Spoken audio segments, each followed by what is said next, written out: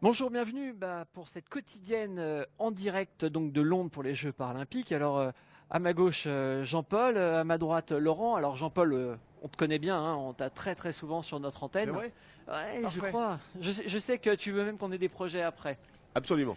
Et Laurent, je vais commencer par toi Laurent. Parce qu'il faut que tu saches quelque chose, quand j'ai vu la course d'aujourd'hui, où je rappelle donc tes médailles de bronze, hein, magnifique, enfin, juste époustouflant. Un mauvais départ, on peut le dire comme ça, pas évident, un retard, et une seconde de rattraper dans le dernier tour. Ouais, c'est un peu ça. Alors, un mauvais départ, non. Moi, j'ai fait un très bon départ, mais j'ai fait le départ que je pouvais faire, quoi. Et c'est vrai que mon adversaire a un handicap sensiblement différent et il pédale avec ses deux jambes. Donc, forcément, on savait que sur le premier tour, il était capable de me mettre une seconde et demie, voire 2 secondes.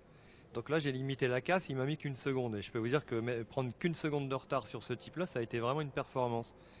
Et après, on sait qu'il roule très vite. De toute façon, à ce niveau-là, on a tous le même niveau. On roule tous à la même allure. Il y a juste sur chaque tour, ça se joue à coup de dixième. Donc après, il a fallu récupérer une seconde et demie sur le reste de la poursuite. Alors moi, j'ai une chance, c'est que sur les derniers tours, je suis capable, là où tout le monde se met un peu à plat ventre et s'affale un petit peu. Moi, j'ai la capacité à rebondir un peu et à finir fort.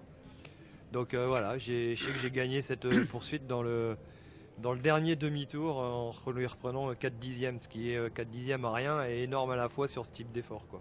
Mais justement, alors il y a une question qui me vient, c'est-à-dire qu'il n'y a pas une hiérarchie comme on peut le voir dans d'autres disciplines justement par rapport au type de handicap. Je prends en natation par exemple, il y a un ranking différent, c'est-à-dire qu'on peut finir, on peut avoir l'impression de finir dernier, d'arriver en dernier en tout cas sur la course et finalement être premier au chronomètre. Ça n'existe pas ça au cyclisme? Si, ça existe, il y a plusieurs catégories. On a 5 classes dans les cyclistes solos, c'est-à-dire cyclistes solos, ce sont les gens qui pédalent, enfin qui roulent sur un vélo normal. Et donc il y a 5 catégories, donc il y a des commissions de classification qui classent les gens. Mais ce qu'il y a, c'est que dans une catégorie, il y aura toujours le haut de la catégorie et le bas de la catégorie, quoi. Il y a des gens qui sont dans la même catégorie plus ou moins avantagés. Oui, parce que là l'Irlandais était quand même clairement avantagé, comme tu le disais, mais Il est ça se voyait. clairement avantagé, mais il est derrière.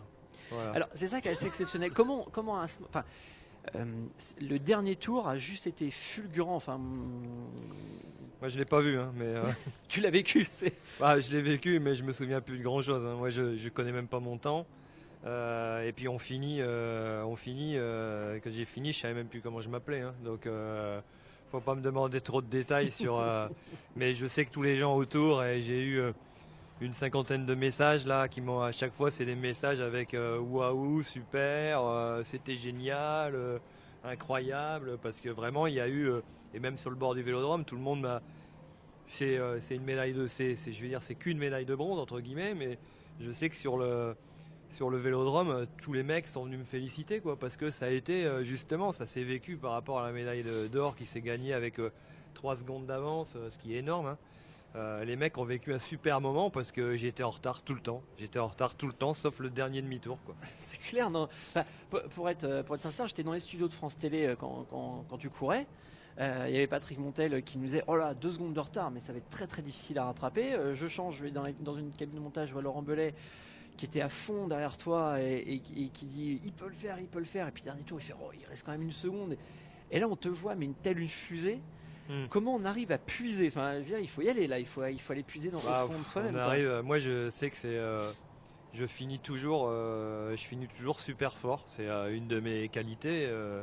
Donc voilà, il y a des types qui partent vite. Il y en a. Moi, j'ai essayé de partir le plus vite possible, mais je sais que les derniers tours, quand Thierry Weisland sur le bord de la piste m'a dit c'est maintenant, il restait 4 tours.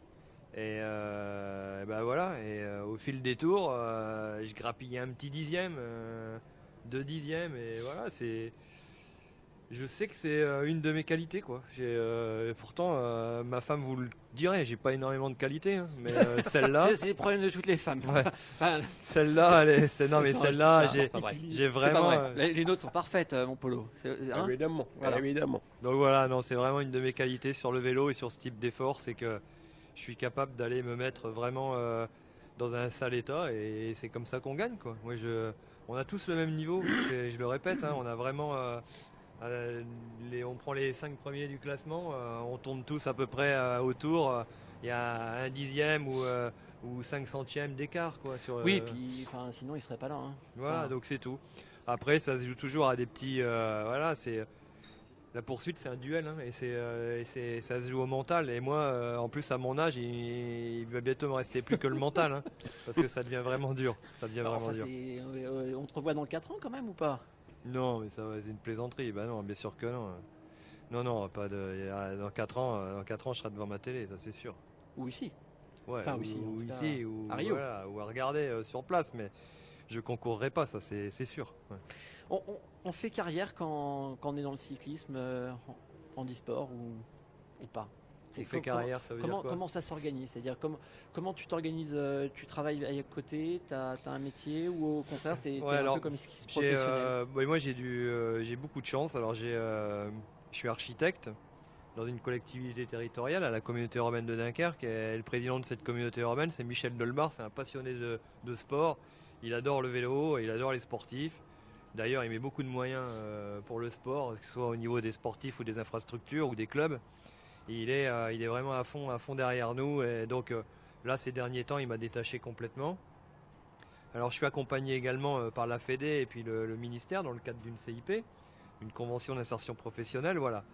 Une fois que la Fédé s'y met, le ministère, l'employeur, on peut être détaché. Et là, je suis détaché sur un poste à mi-temps toute l'année. Et puis pour la période de préparation des Jeux, ça fait 3 mois que je fais plus que du vélo. Donc voilà. Et puis après... je fais partie de l'équipe Cofidis qui met à mon service tous les moyens matériels afin que je puisse être dans les meilleures conditions possibles. Un vélo, c'est 10 000 euros, quoi. Et quand il vous en faut 3 ou 4 dans la saison, forcément, ça représente un budget. Donc, sur ce plan-là, il m'aide énormément. Jean-Paul, c'est impressionnant d'entendre les sportifs. Je veux dire, je dis pas ça parce que Laurent est là, est présent, mais je trouve qu'ils ont une capacité à prendre un recul. Laurent a vécu une course fabuleuse et difficile. Alors, et il est là sur notre plateau. Je le trouve extrêmement serein, extrêmement posé. C'est quelque chose qui est propre aux sportifs. Je ne sais pas si c'est propre aux sportifs. Là, on peut dire effectivement notre équipe de France, elle est bâtie que d'hommes et de femmes qui ont déjà ce mental. Pour un maximum, c'est ce mental qu'il faut. Sinon, on ne gagne pas. On ne gagne pas. Et il a raison quand il dit, moi, je suis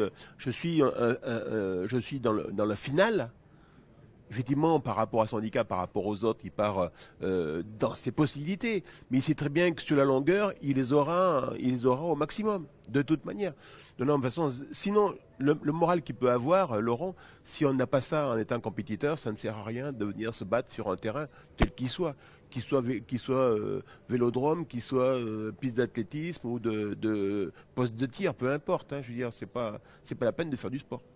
Alors, c'est des winners qu'on appelle. Alors justement, tu es le chef de ces winners en quelque sorte. C'est toi qui t'es un petit peu leur comment je pourrais dire ça, leur papa, leur. Enfin, je sais pas ce que je suis. Je suis chef de mission, ça c'est sûr.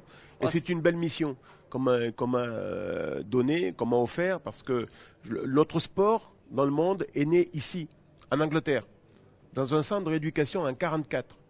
Donc imaginez que revenir ici, revenir à Londres pour les Jeux paralympiques de Londres, ouais, c'est le bonheur. C'est le bonheur pour moi, pas de problème.